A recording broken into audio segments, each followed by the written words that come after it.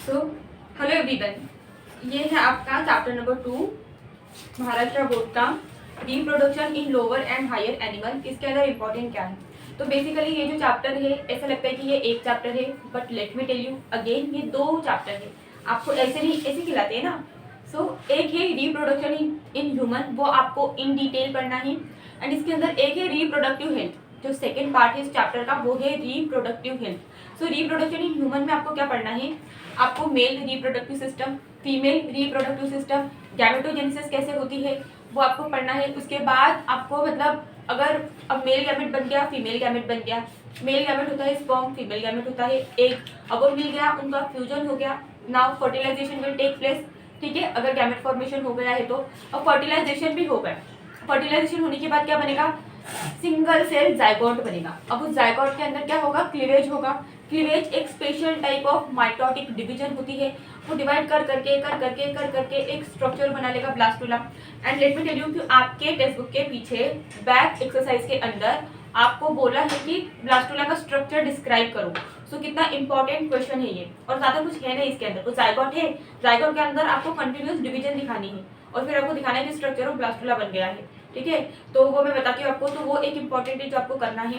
तो इस चैप्टर के अंदर ऐसा ऐसा कोई डिफिकल्ट है नहीं। फिर आपको मेंस्ट्रुअल साइकिल करनी है। मेंस्ट्रुअल साइकिल के बाद इस चैप्टर में आपको क्या करना है? वो फिर मतलब डिलीवरी का पोर्शन, ठीक है, पार्चुरेशन, कि मतलब कैसे होगा, क्या होगा, कौन से हॉर्मोन्स इन्वॉल्व होते हैं, मेमोरी ग्लैंड का स्ट्रक्चर करना है। तो ये सारी चीजें होने के बाद ये ह्यूमन रिप्रोडक्शन का पार्ट है। देन फिर आपको आ जाना है रिप्रोडक्टिव हेल्थ पर, जहाँ पर आपको यही बताया गया है कि how to take care of reproductive organ. Then there is some methods, contraceptive method to avoid pregnancy. अब जिन्हें प्रेगनेंसी को अवॉइड करना है, for them contraceptive method are given in the text book. अब जिन्हें उन्हें कंसीव करना है but they can't able to conceive, नहीं कर पा रहे हैं, सो फिर उनके लिए कुछ मेथड्स बताई गई है। सो इन विट्रो एंड ऑल बहुत सारी मेथड्स है, वो आपको इन डिटेल स्टडी करनी है।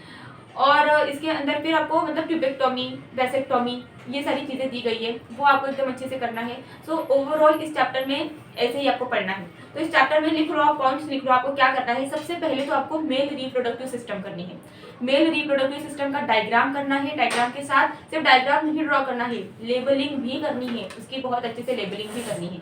सो मेल रिप्रोडक्टिव सिस्टम होने के बाद कुछ ज़्यादा डिफिकल्ट नहीं है चीज़ों को, मतलब ऐसे याद करो। मेल रिप्रोडक्टिव सिस्टम, उसके अंदर यही क्या? Primary sex organ, accessory duct, accessory gland and external genitalia.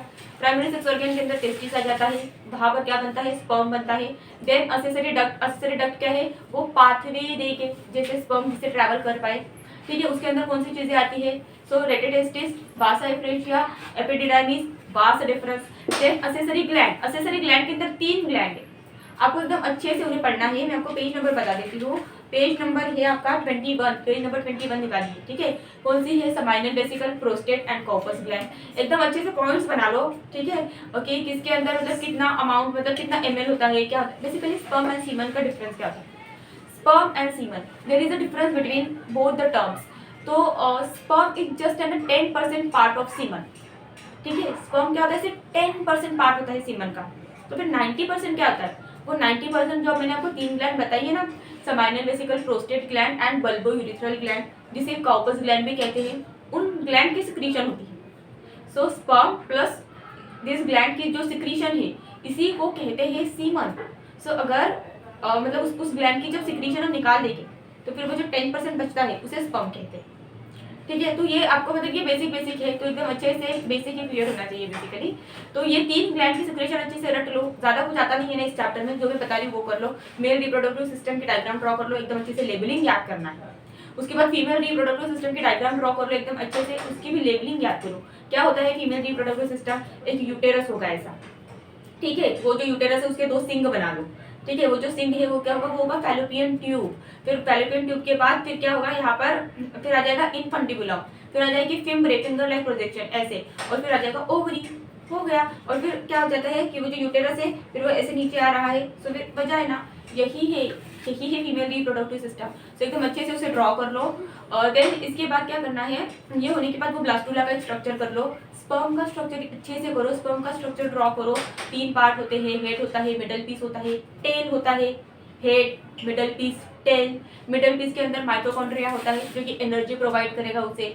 जो टेल होती है with the help of that tail वो ऐसे मतलब स्विम करके जाएगा फीमेल बॉडी के अंदर। तो स्पर्म का स्ट्रक्चर कर लो।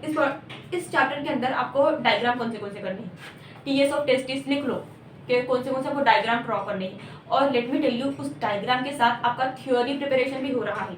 आपको टीएस ऑफ टेस्टी करना है, उसके बाद आपको टीएस ऑफ ओवरी करना है।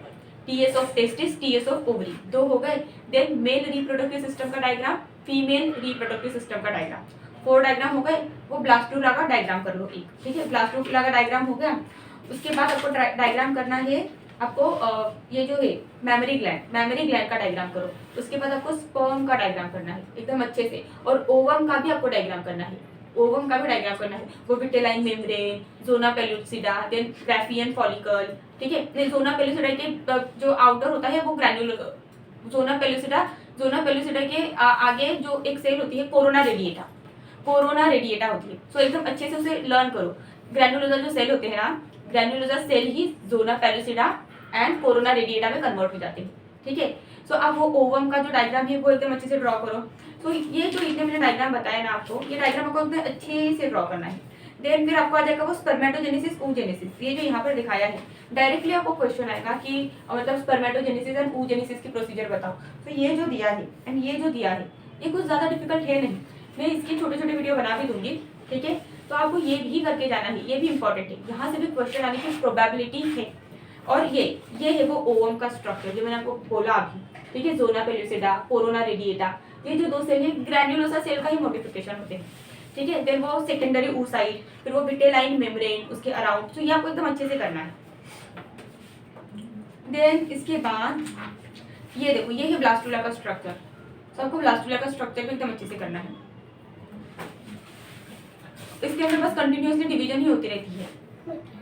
देन यहाँ पर ग्रास्ट्रोला का स्ट्रक्चर भी दिया है, सो प्लीज इसे भी देख कर जाओ। एक कोच नहीं है, सिंपल ड्रॉ है, मतलब ड्राइंग है, बस उसके नाम अच्छे से याद करने चाहिए, नाम अच्छे से याद होने चाहिए।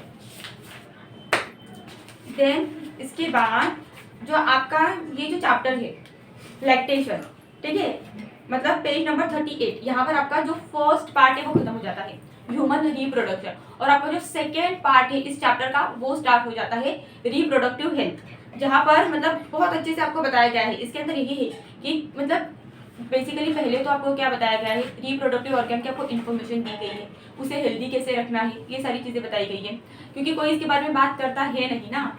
सो कैसे चेंजेस आते हैं फीमेल बॉडी के अंदर, मेल बॉडी के अंदर, कुछ ये वाली बातें की गई है जो कि बिल्कुल भी गलत नहीं है चेंजेस, कि एक अट्रैक्शन फील होता है, ठीक है, जब हम एज में आ जाते हैं, तो which is absolutely correct in scientific term, ठीक है। उसके बाद इसके बाद क्या है, इसके अंदर क्या दिया है, कुछ मेथड्स दी है बर्थ कंट्रोल की। मतलब अगर कोई कपल है, अगर उनकी शादी हुई है, तो वो जो कपल है हो सकता है कि उन्हें क्या करना है, मतलब उन्हें कंसीव करना है। तो अगर उन्हें कंसीव करना है और उन्हें वो कंसीव नहीं कर पा रहे हैं, ठीक है, मतलब वो चाहते हैं कि उन्हें बच्चा हो लेकिन उन्हें बच्चा नहीं हो पा रहा, तो हम उनकी मदद करेंगे। तो उनकी मदद करने के लिए कुछ टेक्निक्स इसमें डिस्कस की गई है। सो वो टेक्निक्स आपको बहुत अच्छे से पढ़नी है, ठीक है। इन विट्रो फर्टिलाइजेशन, देन आप बहुत सारी टेक्निक्स है। देन इसके अंदर और आपको क्या बताया गया है कि अगर कोई कपल है, उनकी शादी हो गई है लेकिन उन्हें कंसीव नहीं करना, वो चाहते हैं कि उन्हें 2-3 साल बच्चा ना हो, तो फिर कुछ कॉन्ट्रासेप्टिव मेथड से, तो फिर नेचुरल कॉन्ट्रासेप्टिव मेथड, फिर नेचुरल तरीके से आप ट्राई करोगे कि कंसीव ना हो। देन कुछ फिर वहाँ पर क्या जाता है, बैरियर मेथड आ जाता है। फिर बैरियर मेथड में क्या आता है, नेचुरल मेथड में 3 टाइप से, पीरियोडिक एब्स्टिनेंस, देन उसके बाद आ जाएगा लैक्टेशनल इम्यूनेरिया,